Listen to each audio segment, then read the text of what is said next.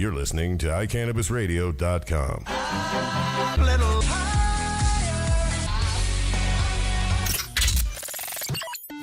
Hi, you're listening to my mom, Georgia Edson, on iCannabisRadio.com. Hi, welcome. It is July 15th. So my son is visiting his... Ooh, sorry. I just moved the entire studio. My son is visiting his grandparents in Vermont. And so I get maybe 30 seconds, possibly 90 seconds to talk to him every day if he has the time. And normally he's too busy to talk. And so hearing that little intro, that was cute for me. So welcome. How is everybody doing? It is the middle of July. Like, summer is flying by. And as I said, it's the 15th, which meant over the weekend was 7/10, which is the concentrates version of 420. So now we're going to have a separate holiday or double holiday, depending. 420 for the traditional flower smokers, and now 7/10. And do you get that? Does everyone understand 7/10? Oil, turn 7/10 backwards. 0, 1, 7 looks like an L. Does everyone get it? Cute, huh? I mean, I think that's cute. Okay. People who smoke concentrates are clever. But big 7/10 cup in Denver this weekend. One day it is definitely going to rival the big traditional cups that we're used to, the High Times cannabis cups. Because there is a culture and a subculture to concentrates smokers that can't be described. I mean, there are a ton of people who no longer smoke flowers, who only smoke concentrates, and you know, I thought hardcore flower consumers were picky like wine connoisseurs. Concentrate smokers are, I'm not even sure what the word is, because I don't want to say picky or it sounds like I am being critical of them, and that's not the case. It's not critical. It is just a reality that people are extremely serious about their concentrates and all of the differences. I think if you guys listen to a show I did, I don't know, it's probably been 6 months or so ago, Dan DeSalle, who did iDab Radio and is of Top Shelf Extracts. He did a segment where he just explained the difference. I know it's really dark over here. Is that what you're looking at? Yeah. He explained the difference. You want me to actually do the show? He explained the difference between all of the different concentrates, and I think that there's a disagreement among extract artists about what the difference is between some, I don't know, I'm not even knowledgeable enough, unfortunately, to be able to, between you know, all the butters and what a shatter is versus what a this is or what a that is. But anyway, this cup was definitely interesting for people. It was also interesting because individual extract artists could and home extract artists could bring their own, because of course, as long as you're not selling it, you're able to give away, and so people were able to smoke that was made by some random guy on the street, which in my estimation, I mean, this is just me being a little bit old, I guess, freaks me out just a little bit, because you don't know anything about this person or what they're smoking or whatever. One of the guys that won was an actual little small... Yeah? Yeah, from Oregon. That is so awesome. That is so awesome. It's amazing. And Actually, I think he won for terpenes. He won for the flavor of the actual taste of it. So whatever he was doing doing it right. Was he was from doing Portland? right. He didn't say, he just said he was from Oregon. Yeah. Didn't say exactly. Was it Rasta? No. Not Rasta. I mean, We won't talk about people. Ganja John, or No. He wasn't even in town, I don't think. I don't think he came in town for it. It'll be on the Hemp Connoisseur on Cannabis too here pretty soon. Nice. Interesting. We got Footage of it? we got interviews with some of the winners. Nice job, boys. Nice job. It's really exciting, and I kind of like where it's all going, to be honest with you. I really do. Whether I mean, even as someone, because I don't smoke, I rely on everyone else to give me my information, and I don't have this firsthand knowledge. But people are working really hard to make a product that tastes good, that works well, that lasts, that doesn't fall apart, that's not gross looking. But before the show, Sam and I were kind of being catty about some of the things that were there, and what's nice is that people know good product when they see it because they can go and buy it in the stores, and so when they see product that is goopy or watery or those kinds of things, you can steer pretty clear. Do you mind if we show this product and we talk about it for a minute? Can you come pull over? So do you happen to have your ball too? No. So the other thing that happens as people develop new products to smoke or eat or what have you is, of course, there has to be all the accoutrements along with those products. And so in particular, because hash is so challenging, because it's a sticky, goopy product, or because it's flaky, powdery, you got to find just the right container to put it in. And so at the Cannabis Cup, the boys all came back with you guys all came back with what looked like these rubber balls, and you twisted them open like an Easter egg, and inside was your hash. And it didn't stick because it was rubberized. It didn't stick. It was easy to keep in your pocket. Even if you kept it in your pocket, it didn't get it hot and yucky. Chris had a weird experience with one that the color of the rubber came off on the shatter. But when you went to complain, the guy was like, "Oh my gosh, that's never happened before," and it seemed to be a one-time only thing, right? But those are really cool, and so we'll show you at some point. But the newest thing is something that, at least new to us, that Sam found. Yeah, and I've seen this. I've seen this only in like Portland, Oregon, and I've seen them as big as this table. And these, I think they're called the Oil Slick. This is a duo. Basically, the idea came from, I would imagine, the industry, the culinary industry.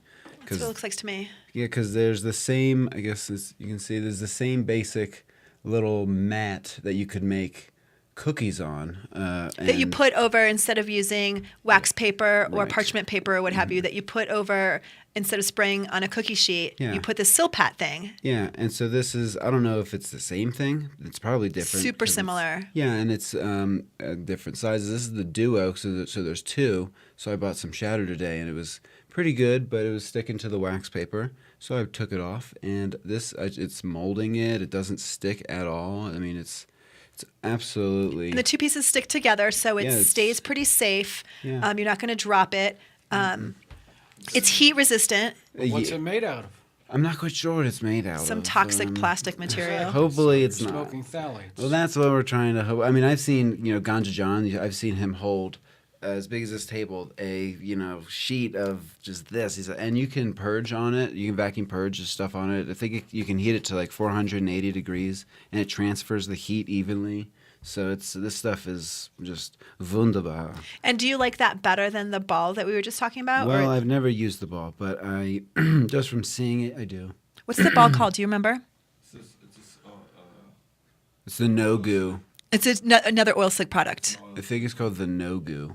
The No Goo. I think it might be what it's called, the No Goo. Yeah. It's an oil slick product. I just don't remember that. Okay, it could be an oil slick product. That's cool. The entrepreneurial state that we're in, and I don't mean literally the state, but the time that we're in, people are making these phenomenal discoveries and creating these really cool products, and it's just going to get more and more interesting. I mean, those things are innovative. And yeah, I brought this. I thought it would be like melting. I mean, this shatter is not moving. Is that something you would keep in your pocket, though? Well, you can roll it up, and it won't stay rolled up. It'll always come out Maybe like this. A larger size wallet, huh? Yeah, I mean, I have those chains that attach. It or it'll fit if you're wearing jeans. It would fit in your back pocket. I have. Everyone would say, "Look, he's got shatter on his butt." Shatter butt. I just have my backpack in a Ziploc bag. I just put this in the Ziploc bag, roll it up, and then take the. I mean, it's kind of. I guess that's the only nuisance part. It's like, how am I gonna carry this around. It's not particularly discreet, but that's not what it's- you're going for. Yeah, it's wonderful for shatter. The ball is really discreet You put that in because your pocket. And well, no one knows if you know what it is, then you don't care. If you don't know what it is, it looks like a kid's rubber ball. right. It's cool, and they come in funky colors and stuff like that. Does this come in other colors? I haven't seen it in any other colors, but my green's my favorite. So You know what my favorite color would be? yellow. No. Oh, that's my mom's favorite color. Your mom's favorite color is yellow? Okay, Yeah. then that can be mine too. That can be mine too. What is it? Purple. It's pink. It's pink. Yeah. Oh, okay. We'll never guess. Yeah, I like pink. I like pink. But anyway, we have a fun show coming up. Gosh, it's the third Wednesday. I keep saying that. Today is Wednesday. not Wednesday at all. Today is Monday, and I've said Wednesday about 15 times, and I never do the show on Wednesdays. It's the third Monday of the month, and so you know what that means. It is Cannabis History Monday with Greg Daurer, and he will be around after a little bit, and we're going to talk about some history, including the history of High Times Magazine, which will be really fun. But before that, after our first break, we have a very special guest, and our friend Cheryl Shuman is going to be on tonight. She's been on, oh my gosh, I think she's probably been on the show half a dozen times over the years, and she's always doing something amazing and fantastic. And right now she is working as she's doing so many things, but she's still doing consulting for the entertainment industry and helping give some reality to marijuana related shows and themed shows, so they actually know what the jargon is and those kinds of things, and they're not smoking from a bowl backwards or what have you. And like a crack pipe. like a crack pipe, exactly. They don't want to do that. Yeah. And she and her daughter Amy are really moving amazing things in media and entertainment. And wonderful. tonight, Cheryl, it's wonderful. It is wonderful. I'm so proud of her. She was with Kush Magazine. Those of you who were big Kush Magazine fans, she's done so much, and not only that, but she's a fantastic woman and mother and activist, and has been for so many years, and always seems to do it right. And so I'm pleased to have Cheryl on the show. And one of the reasons why we have her on is because she has a couple of big things coming up, and one of which is Friday night's episode of 2020 includes a segment with Cheryl and Amy, which will be pretty exciting. I mean, marijuana in the media is now mainstream, officially mainstream. And I can say a lot of it has to do with Cheryl, but the other thing that we're going to talk about a little bit is that we on Friday's episode of the Katie Couric show. Katie Couric does a daytime talk show on ABC. There is going to be a segment on Beverly Hills pot moms, and Katie Couric did a question on her website: should moms smoke marijuana? And overwhelmingly, people were extremely positive about how you can parent and be a cannabis user. So Cheryl's going to be on after the break. Pretty exciting. And I'm really excited because I get to be on the show with Cheryl, on Katie Couric with Cheryl, which is fun for me and such an honor. And I have to say that I've gotten great feedback from everybody. It's a little bit I don't know if nerve-wracking is the right word, but definitely it is something new and different in my world. I mean, you would think that I do this every week, but it's not quite the same as sitting down with Katie Couric. Katie Couric's got some guns on her too. I haven't been doing as much work as I should, because have you seen Katie Couric's got some legs? And I don't know why I'm asking you, Sam. You haven't seen Katie Couric's arms. No, I haven't looked at her arms. Well, so. you should look at her arms. There's a reason why she wears sleeveless stuff all the time. Is she's ripped. She's totally built, and she's a little teeny tiny person. But I'll tell you more about it when I see her. So we're going to take a quick break, and when we come back, we are going to call our friend Cheryl and talk to her about all the exciting things that she has going on in her world. And of course, after that, we'll talk to Greg and do our cannabis history lesson. My name is Georgia. You're watching iCannabis Radio, and we'll be back in just a few. The law offices of Edson, Mayton, and Matz provide criminal defense, medical marijuana defense, and advice about setting up and running medical marijuana centers, optional premises cultivation operations, and infused product manufacturing businesses throughout Colorado. With offices in Denver and Aspen, we can offer assistance throughout the entire state of Colorado. Give us a call at 303-831-8188. That's 303-831-8188. Or visit us online at warrenedson.com. High up in the Rockies is beautiful Frisco, Colorado. Medical Marijuana of the Rockies is a medical marijuana center with compassion for Colorado's medical patients. Looking for great meds grown organically in soil? You've come to the right place. Medical Marijuana of the Rockies is just off I-70 at exit 203. Check them out at the web at www.mmrockies.com. Their ever-changing strain and clone selection is updated on the website daily. When making a trip to the mountains, no matter the season, stop by Medical Marijuana of the Rockies. Make sure you say you heard about them on iCannabis Radio. You can call 970-668-MEDS to get more information. Medical Marijuana of the Rockies, your mountain source for meds. Green Faith Ministry is for spiritual guidance, MMJ information, and networking combined with compassionate care on the way to enlightenment with all Green Faith sacraments. Green Faith provides charity assistance, including medical and food throughout the year. Contact them at greenfaithministry.com. Hi, welcome back. You're listening to iCannabis Radio, and I am Georgia. By the way, I forgot to kind of say that I'm in the studio with Sam. What's up, Sam? Oh, hey, Georgia. How are you? And, of course, Greg's here because it's that time of the month. Not that time of the month, but that time of the month. And producer Chris is here as well, and we are going to give Cheryl a call. I'm going to put on some headphones so I can hear her. Totally.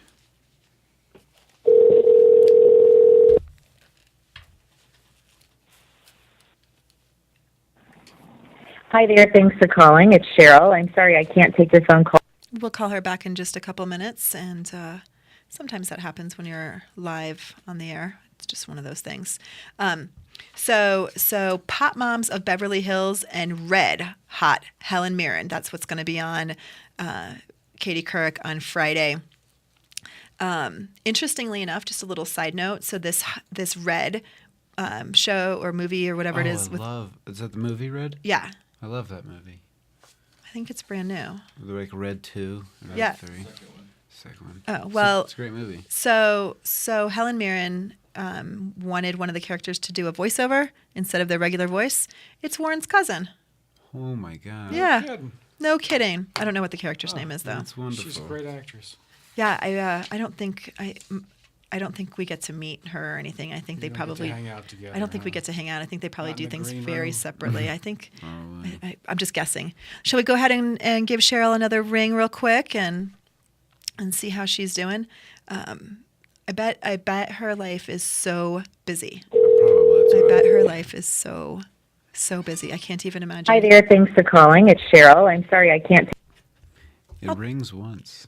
Goes right to voicemail. Right to voicemail. So crazy. It just said that she lost her dog on Facebook. So Oh. Oh. Well, Very I lost lovely. my cat and I could not stop crying, so I understand. Oh. I completely understand. Today, devastated, had to put my dog down. She was terminal. I always thought she would outlive me. I rescued her the night before I started chemo.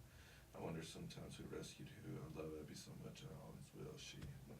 Well, we are gonna leave Cheryl alone tonight, and understandably, she's got a lot on her plate and does not need to be kind of out in public tonight. I don't blame her at all. There's no way that I could possibly kind of talk through all the stuff that Cheryl has going on. But one of the things that I am so impressed with is the fact that Cheryl always puts such a good face to cannabis activism. She's a dynamic, eloquent speaker. She's very open about being a cancer survivor and about having depression and anxiety and how much cannabis has helped her and how much she wants it to help others. The other thing that I think is so strong about Cheryl is that she wants so much to see strong women move forward in the industry and in activism, and has really paved the way for women to feel like it's okay to.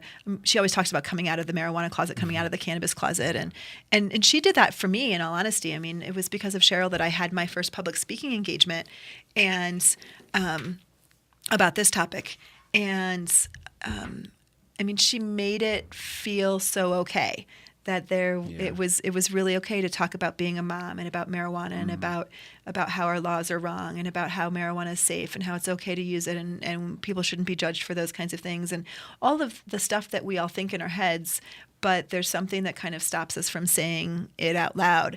And she's fantastic in that way, and look at where it's gotten her. I mean, I'm so looking forward to the 2020 airing on Friday, and as well as the Katie Couric show. So I'll kind of let you guys know. I'll keep you guys posted on how that is. I'll Snapchat. Thanks. I'll Snapchat for sure. That's wonderful. Yeah, So are you nervous about going on the show?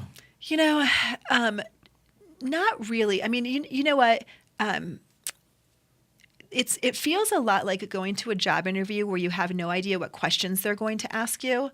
If I was clear on the line of questioning, I don't think I'd really be that nervous, other than the fact that it's something new and different. The topic doesn't make me nervous. Talking about my story doesn't make me nervous. Maybe doing it in front of other people and a national audience and in front of Katie Couric could make me nervous. But really, I mean, it's just more of free-floating anxiety around the unknown, not necessarily about that. Yeah. Maybe a little just waiting. For me, I hate waiting. Oh, I can't wait. But yeah. I am kind of excited. I just, this sounds so lame and you guys are going to laugh at me. I'm really excited to go for a run in Central Park on Wednesday morning. I mean, that's one of the things that's going to be a highlight of this trip for me. Is this your second time or New York? How many times? This will only be my second visit to New York. And unfortunately, my first visit to New York, which was recently, just a couple of years ago, unfortunately, yeah, we just said that. Thank you. Unfortunately, when we went a couple of years ago, I got sick. And so I went, we got there on a Thursday or Friday evening. I went for a run with Bob Melamede, which turns out, instead of being a run, we went to visit his great aunts, who has lived in New York her whole life. And I've never met her before. And we just went up to her apartment, and sat and talked to her for a couple hours, and it was fun. So that was our run. But yeah, so we walked through Central Park, but I didn't get that experience. And one of the reasons why I want to do this so much, of course, is because I didn't get into the New York City Marathon, and so I want to go into Columbus. I want to enter the park through Columbus Circle, where the marathon finishers finish through the park. And so anyway, that's going to be really fun. So as much as I'm really excited to and honored to be doing the Katie Couric show and talking about being a mom and about cannabis, I feel like there's going to be some kind of closure about the whole, needing to do something significant after Boston. So that's kind of how I feel about it from that end. And then and just the idea that I get to speak as a mom and a woman is amazing and such an honor. And I appreciate Cheryl so much for thinking of me for doing this with her. It's fantastic. So yeah, I do have a few newsy kinds of things we can talk about, if you guys are interested in, news. I am. Yeah, news is cool, right? Mm-hmm. So I have to tell you this thing that I thought was interesting that I pulled off today. 12 doctors write half the medical marijuana patient recommendations in Colorado. Auditors call oversight of Colorado medical pot lax. And this came out today on the Denver Channel, which is our CBS News local affiliate. Auditors say a dozen physicians have issued half of the medical marijuana recommendations in Colorado, and that the state is not providing enough oversight, so only qualified individuals get referrals to use the drug. A report released Monday, today, found that 12 physicians were responsible for 50% of the current 100,008 medical marijuana red card holders as of March. Auditors say some doctors have also recommended what appears to be higher than reasonable amounts of the drug. One patient received a recommendation for 501 plants. What would you even do with 501 plants? You probably sell it to all the other states, make a buttload of money. It's a red flag. I mean, or I guess you are only an edibles user. Yeah, really. And you cook or concentrates user. or I guess. concentrates Which is user. the same thing if you're going to make edibles from concentrates. right. Exactly. Exactly. You're making barrels of Rick Simpson. You're making barrels. Which would be wonderful if you're legitimate. But I do wonder. I mean, it sounds so crazy. But is this a terminal patient? Is this someone who has a terminal illness and they need Phoenix tears? Or, I mean, it could be. I don't know what the purpose of 501 plants is. I don't know. I mean, That's right. And I don't think the doctors are required to state, or they're not letting us know. well, and yeah, well, you know what about this? I mean, this is written to make us go, 501 plants. I mean, Right. because it's a lot of plants. It is. But there's two sides to every story. I mean, that physician knew that was an outlier number. If we find out that the patient that this was recommended for has a terminal illness and does, need whatever it is, there's a pound of flowers makes an ounce of Concentrate. I mean, whatever that ratio is, this is meant to be salacious. Auditors say that the Department of Public Health and Environment has not referred physicians to the Colorado Medical Board for investigations since January 2011. Pot is now legal for everyone over 21 in Colorado, but the state still maintains a medical marijuana registry.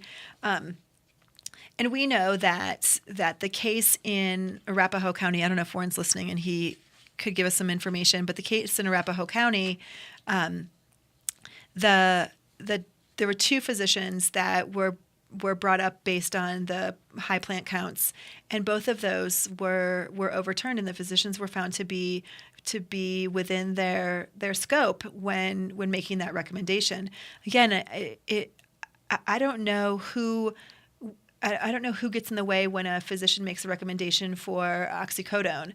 I mean, I'm assuming that there's some sort of oversight so that if someone clearly has some kind of addiction issue or is getting boatloads that all you can imagine is that you're going to sell them or make oxycodone brownies with them, that there's some kind of oversight. But again, I don't have a medical degree. I know that these auditors don't have medical degrees. Right. And I don't want anyone getting in the way of my relationship with my physician. I went ahead and I pulled you can get the statistics on the Colorado Department of Public Health and Environment's website. And these statistics come out quarterly. These are as of May 2013. And it has the number of patients per county. It has the breakdown of gender. And then it also has the number of physicians who have written recommendations. So it says that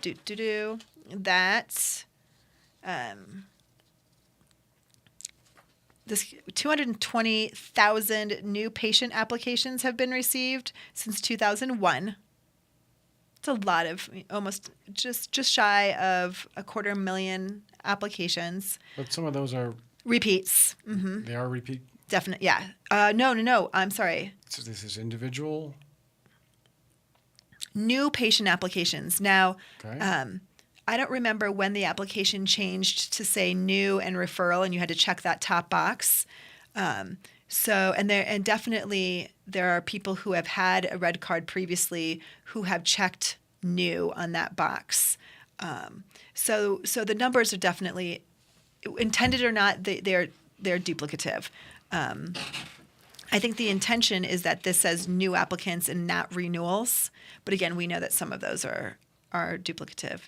67% of approved applicants are male. The average age of all patients is, take a guess. Greg, what's your guess? 39. What's your guess? 25. Ooh. Chris, what's your guess? 20. 42.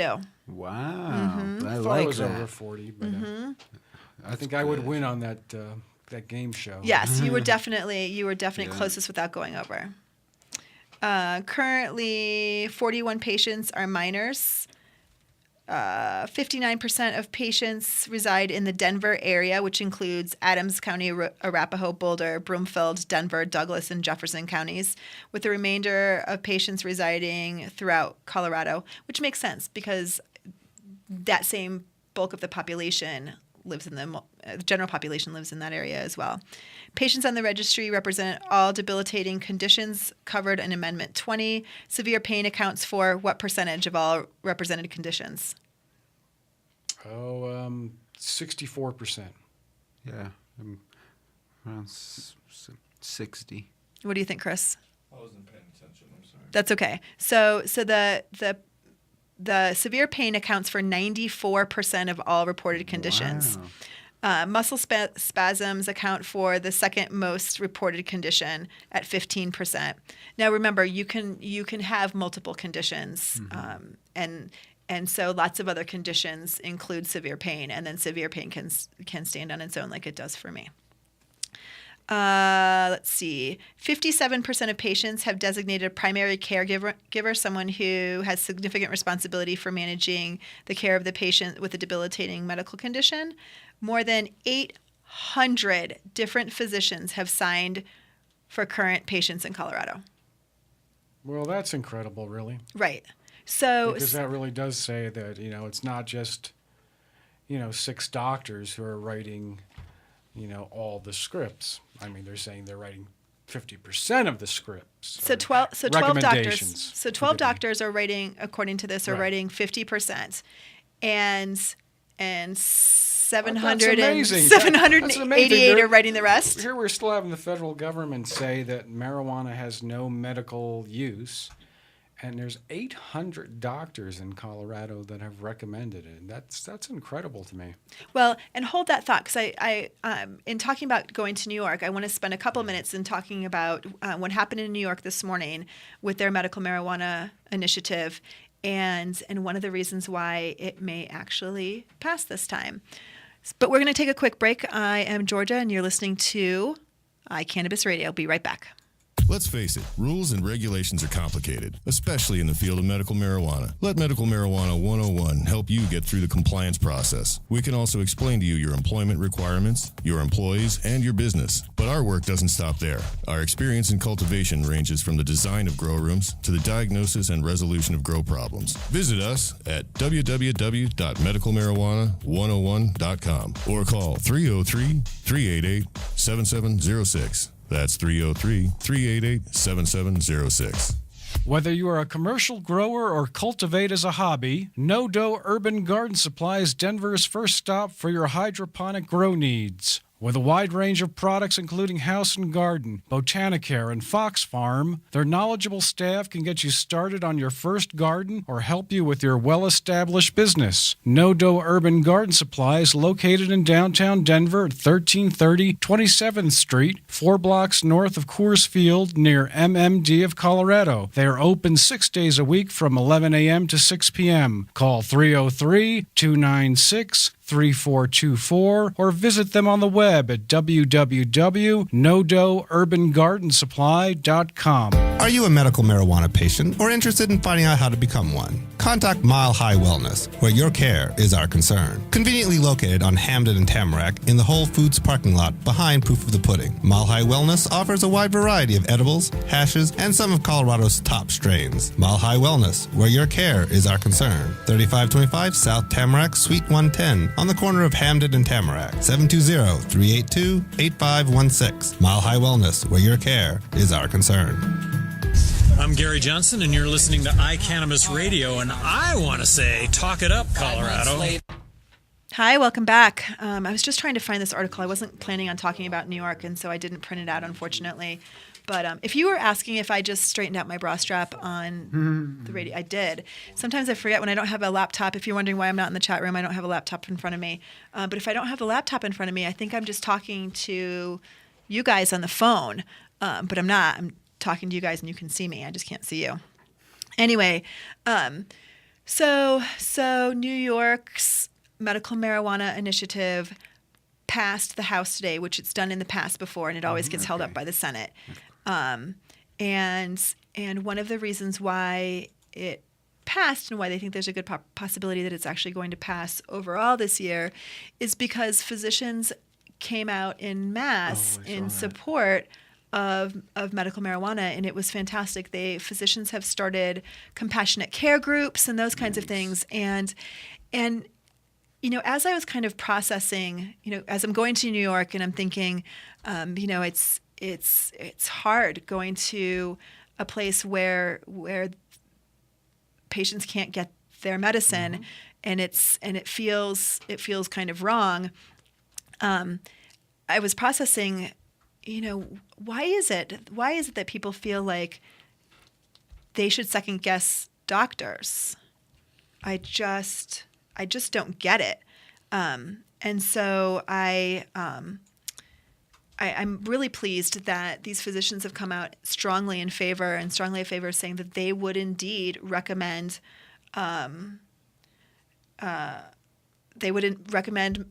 medicinal marijuana, no problem. Was it like a doctor's group, or was it a number of physicians who signed something? I just haven't heard the news yet. Physicians formed a group called, and I'm going to get it wrong, unfortunately, I'm sorry, I don't have it in front of me, called Compassionate Care. Okay. And they were saying that they would be eager to recommend medical marijuana for patients with some specific diagnoses. I mean, they often mention, cancer and AIDS and really debilitating kinds of conditions, which New York, if this passed, would be the strongest,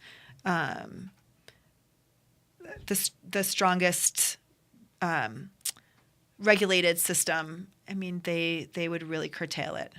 So I'm sorry, I'm trying to do two things at once. So I just got a message from Cheryl, and she would love to be on the show. So we will go ahead and give her a quick call, and we'll just have her on for a little bit. I really don't want to bother her too much, but I definitely want her to know that we support her when she's going through this tough time. And then right after we talk to Cheryl, we'll have Greg do our monthly Cannabis History Lesson, which is always so fantastic. So we are going to call Cheryl. Hi, Cheryl. You're live on iCannabis Radio. How are you? Hey there. How are you, Georgia? Good. Hey, all of the listeners are sending you enormous hugs, and we are not going to take up much of your time. But you know what? About Abby, my little Abby. Yeah, we are so sorry for your loss, and know deeply. We are a very dog friendly studio here. There are always puppies running around here, and they make your life better. They make you feel better.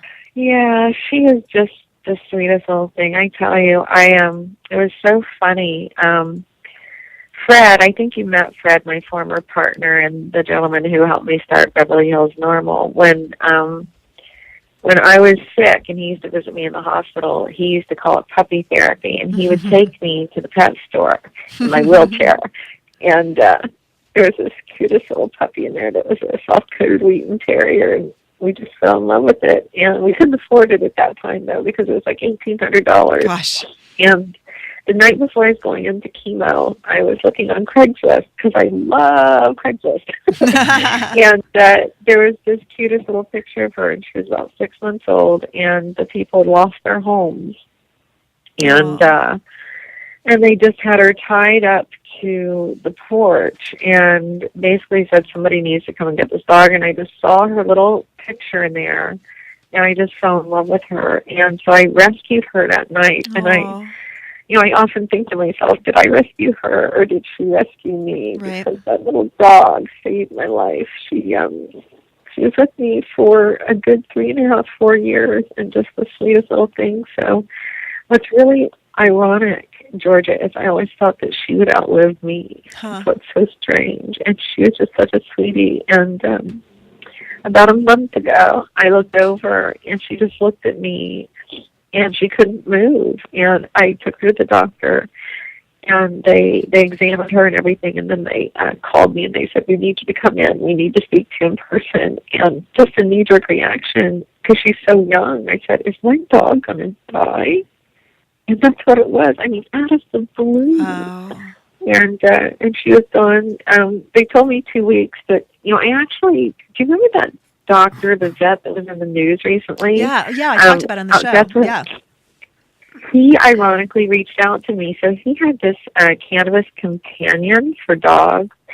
so, we tried that for her, and I do think it really helped, but it just got to the point where her quality of life was so poor that I didn't have the heart to just have her keep pushing and everything. So the little thing, she died in my arms today, and it's the hardest thing I've ever done. Really sad. Oh, well, I'm so sorry. And we have to do a talk show. No, we don't. Actually, How are we do that? You're going to have to hold my hand. No, because I tell you, it's going to be amazing. You know what? It's so interesting. I'm so not surprised that when I got your text that you were okay with being on the show, because that's so who you are. You're all about just living your life and moving forward and doing things, and even when you're in despair, you're willing to talk to me, and I just you are an amazingly strong person.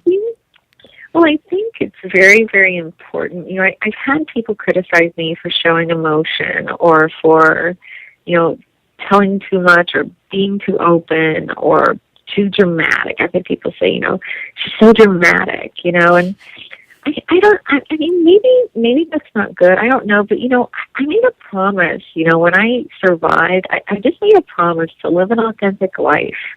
And, I really don't live my life for other people, but I do try to live and be the very best person that I can be, so that when I look in the mirror at the end of the day, like, I know that if something happens and I pass away in my sleep or something like that, I feel like I'm going to be in a good place because I've really tried to be, the best human being that I can be. And that's one of the reasons, I've stayed in touch with you, because I know, what a quality person you are. And, there aren't a lot of quality people out there, and you just have to kind of stick together. And I think specifically in the cannabis industry, we're all on a mission. And, we've talked about this before. I mean, just like Pauline Sabin back in the 1930s led, her group of society women and women that were kind of leaders in the community. She helped lead, the overturn of the prohibition of alcohol. And, I feel like, today we have so many, much more amazing tools as far as social media, programs like yours and, people like you. And, one of the things I really love about Denver is, you guys have some amazing people, and specifically some amazing women there. I mean, I remember back at KushCon, I was just so inspired by you guys. It made me feel like, I talk about coming out of the closet. Remember we were talking about that with KushCon, how you came out of the closet and some other women came out of the closet, and it's like, it's just so liberating. I mean, don't you find that? Well, yeah, and you paved the way. In fact, that's what I was talking about at the very beginning of the show, is that you've allowed that to happen for me and for a lot of other women, that for me you did it very literally and very physically. Yeah. But for other people, they've been and I've been inspired by you as well, but for other people, just watching you was inspiring and allowed people to live that authentic life. I always talk about how, living an authentic life is speaking the truth and being honest. And if someone asks you a question, you don't dodge the marijuana question. You don't do it. And for me, that was being authentic. I used to dodge it because not only because my job wasn't particularly allowing of those kinds of things, but because people's attitudes made me feel uncomfortable, and I was tired of the jokes, and I was tired of, the whole stoner stereotype that is insulting. People who smoke marijuana and who believe in cannabis legalization all look, act, and smell different, and you don't know who they are until you talk to them, and then people are surprised. And I want people to not be surprised anymore. I want it to be rote. And part of your work, part of what you've been doing, and again, we mentioned this at the beginning of the show, you have made, and your work has made marijuana mainstream in the entertainment world. Because of you. Can I tell you a funny little story? Please.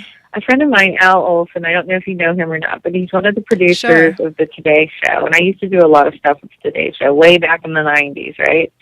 And we were at the Seattle Hemp Fest last year, almost a year ago. And he said, hey, Cheryl, we were backstage, and somebody had a doob, and we were all just chilling out. And he said, do you realize, you built the very first brand in the cannabis industry? And I said, yeah, I think so. And he said, I was pitching you to the Today Show the other day and talking about, women and cannabis, and, I just really thought they should do a story about what you're doing and everything. And he said, you know what they said? They said, Al, when hell freezes over, what we do, a mainstream marijuana story. And I had to laugh, so I sent him a little ping on Facebook the other day, and I said, hey, Al, hell just froze over. It's official.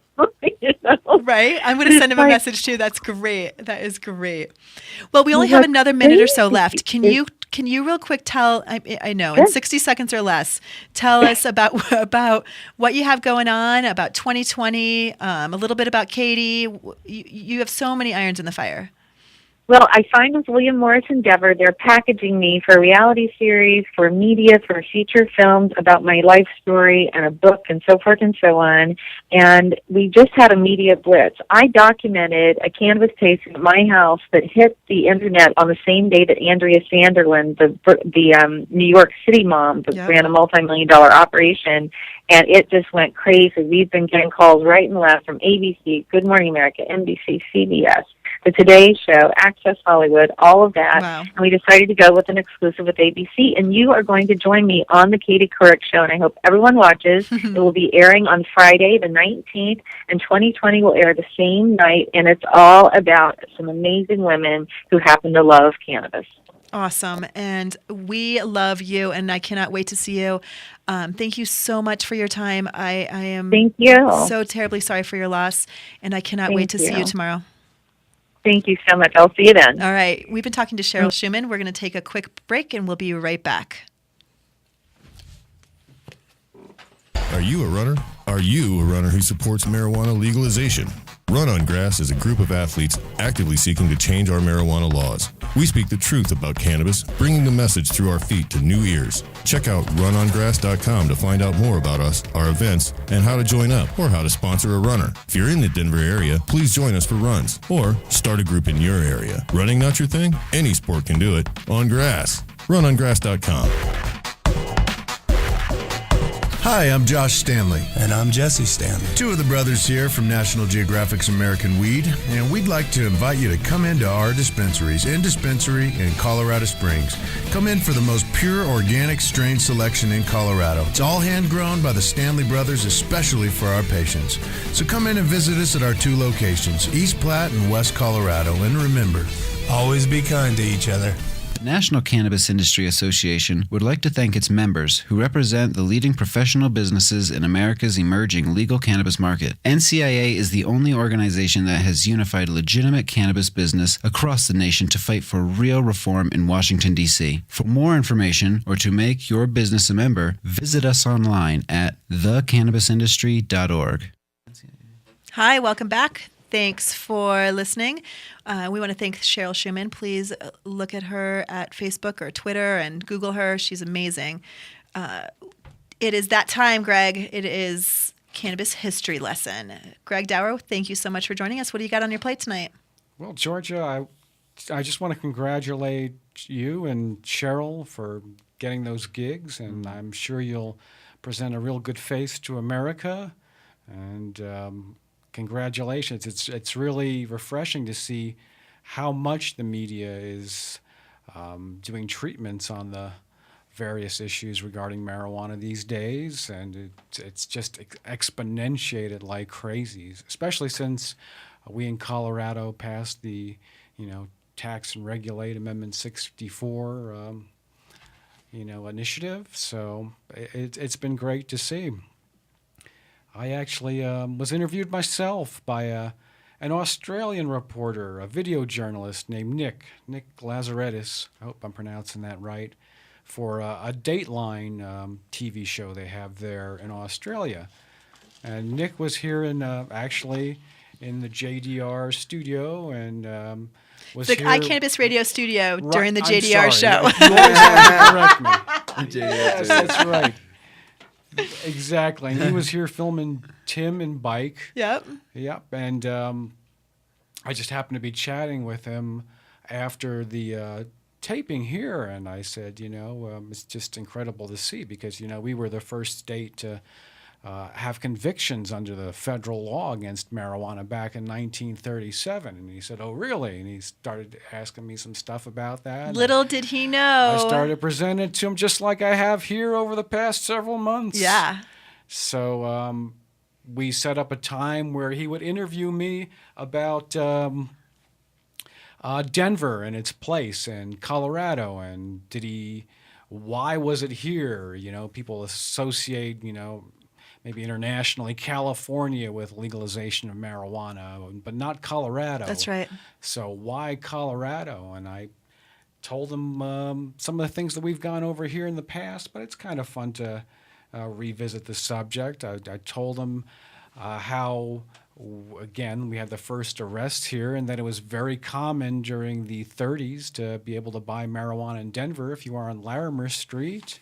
In the pool halls there. I had a friend named Al who told me all about it because he grew up around that era. He was about 18 years old in the early 30s, so he was buying, a big reefer for 10 cents from guys in pool halls on Larimer. You could get one reefer for 10 cents, three for 25 cents, and a pound for $20, he would tell me.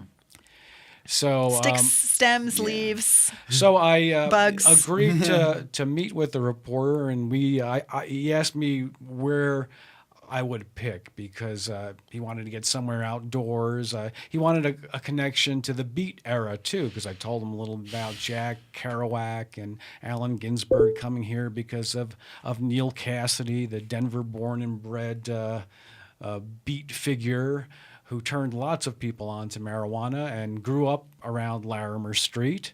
So I said, well, that's perfect, and try to find the most scenic part of Larimer Street that was still where those pool halls were, and that was 21st and Larimer. So that's where we met. Nice. And we took a little walk down the street and filmed some of the older buildings, and he was just amazed, I think, really, to hear about Denver and Colorado's place in marijuana history. Like I read to him this New York Times article from 1934. It's use of marijuana spreading in West.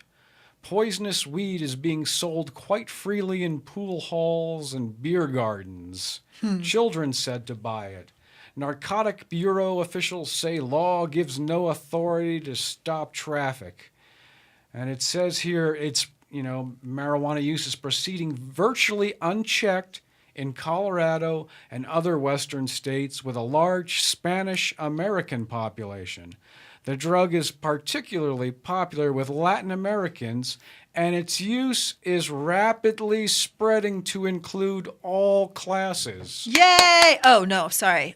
So that's what I explained to him, that I told him how back in my friend Al's days, he lived in that area of Larimer Street, or which you didn't want to live in then. Curtis Park area, something like that, and how a little dangerous. It was still a big Ku Klux Klan town, combined with the fact that temperance movement was going on nationally, not just about marijuana, but all types of substances like alcohol, especially, and how Al was told by the police, stay away from the Mexicans. He was in a neighborhood where there were Mexicans, Greeks, Jews, and Hungarians. And he said the cops said, stay away from the Mexicans. And he was arrested a whole bunch of times on his own and for weed, and served time in a federal prison because of it. So we discussed how the pool halls of Larimer Street birthed part of the counterculture movement in America. It wasn't just New York or San Francisco. It was Larimer Street in Denver. So I think it blew his mind to hear a lot of that history. I bet it did. I bet it did. Absolutely. Absolutely. Well, and we've come so far. I mean, I say this with parenting, that the hours are long, but the years go by fast, and it feels, when we look at legalization and how far we've come, it feels like it's taken a really long time.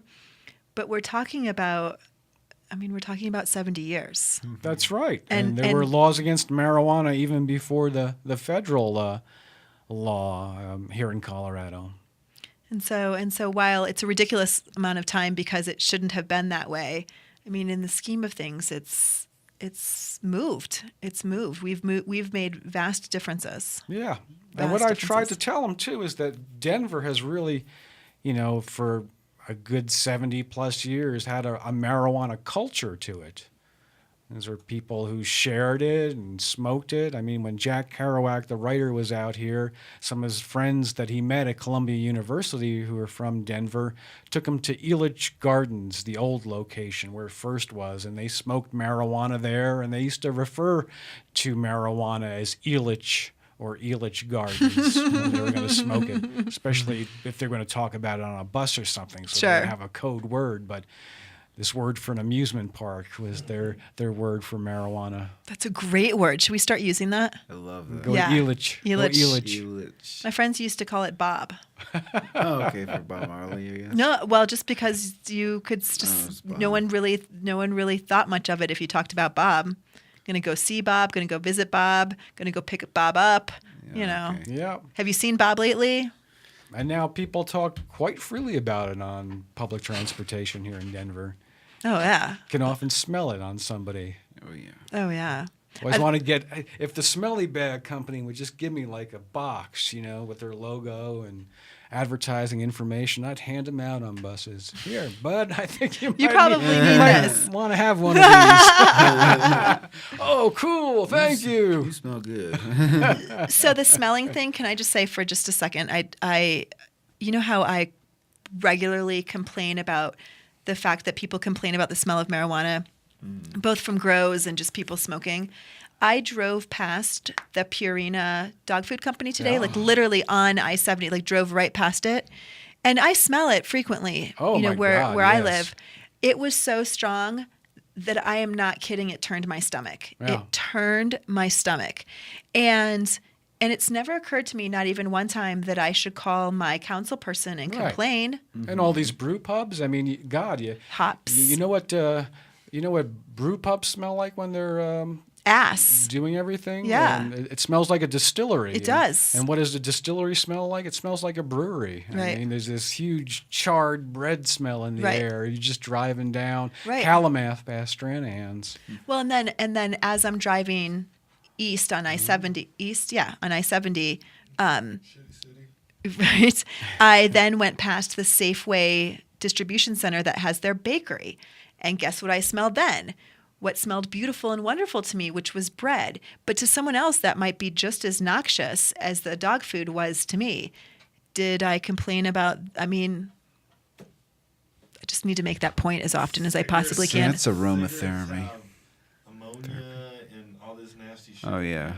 I smell that every single day. Ugh. Yeah. Every day that smokes. I don't know how anyone could complain about the smell of cannabis because it's aromatherapy to me, and because I don't even have to smoke it or just. But people don't like it, and I get that. That's fine. I don't like the dog food smell. Yeah, I don't. Yeah, it's but like somebody getting on the bus with so much cologne that you're absolutely, Totally, absolutely. To each his own. I absolutely get that. Sure. But I love that smell. You love that smell, and I certainly don't mind that smell at all. But the idea that people are complaining when Purina permeates a chunk of the entire city is unbelievable to me. And I don't know how. My stomach. I really there. No, and I seriously I thought I was going to throw up. I can smell it. Yeah. I'm so sorry. I know. I've had runs. I've talked about this before, where I've gone on it runs hits in the you morning. hits you right in the gut, and it's just it takes a mile or so before you breathe it out, and you get used to it or whatever. But it's disgusting. Yeah. It's disgusting. Yeah. And I don't even. Is it horse? It's not horse, is it? They should put a big smelly bag right over the Purina plant. That's right. No stink. We have come to our end, Greg. Do you have any parting things that you'd like to share with us? We got cut off a little today. We'll pick up on something next time. In August? Because I wanted to revisit the hemp issue, but all this came up with the media and so much hearing about your appearance to be, and it was so fun to be interviewed by this Australian guy about cannabis history here. It's been great talking about that tonight. That's awesome. And really quick, I want to give a shout out to Gregory Ego. Greg performed his punk rock act at the Walnut Room on Saturday night in a tribute. I sang one of my originals and did 2 songs as tribute to the local artist Little Theodore. There was been a CD release that I appeared on, a couple songs on that. So. It was really fun. You did a great job. Well, thank you very much. I wanted to make a request, but I knew I couldn't, so I kept my mouth shut. Right. It was about him, not me. I only did one of my own songs. That was the first time I've appeared out in like 8 to 10 years. It was fun. You were fantastic. It was good to see you. Thank you so much for having us. Appreciate it. iCannabis Radio, as always, we are busy this week, and I would tell you how busy we are if I had my sheet in front of me in any way, shape, or form, but we are busy. Trust me. And you know that tomorrow, of course, from 6 to 8 is Sexpot Radio. Paul Garrett's going to be on from, you guys remember Paul used to be on JDR and then my show all the time doing Glass Mondays with Mad Hatter's Smoke Shop. He's in town for a little bit. Oh, cool. Yeah, absolutely. That's from 6 to 8. Thursday, the Hemp Connoisseur magazine from 4 to 5. You guys are going to talk about 710 Cup, and you've got some footage from... It's going to be for Bongathon. That's what it's going to be. Bongathon, got you. Absolutely. That's fantastic. From 4 to 5 p.m. on Thursdays. Monday through Friday, every day, JDR from 11 a.m. to 1 p.m. Do not miss JDR and Bike. They are crazy. And they've got all your news and entertainment as well. And then Mondays, of course, In the Lab is on from 3 to 4 p.m. And I'm back on at 7 p.m. on Mondays. Thank you so much for joining us. It's been wonderful. And watch the Katie Couric Show for Cheryl and myself, and then, of course, 2020 that night. If you miss it, we'll put a link on or something. We'll do something. Don't miss it, though. I wouldn't miss it. Mm-hmm. If you're doing something Friday afternoon at 3 Mountain Time, cancel it. Yeah. Get in front of a TV. Get your friends in front of a TV. Get everybody in front of a TV. Watch it. Talk about Pop Moms. I'm Georgia. You're listening to iCannabis Radio, and I'll see you next week. Bye-bye.